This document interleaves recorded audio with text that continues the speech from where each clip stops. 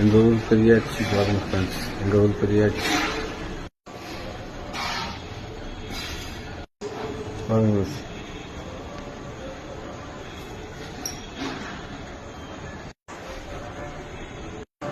எல்லாம் எங்கள் ஊரில் தான் இந்த ஃபேமிலிலாம் பாருங்க ஃப்ரெண்ட்ஸ். மாலையெல்லாம் போட்டாச்சு, கோயிலில் தான் உட்காந்து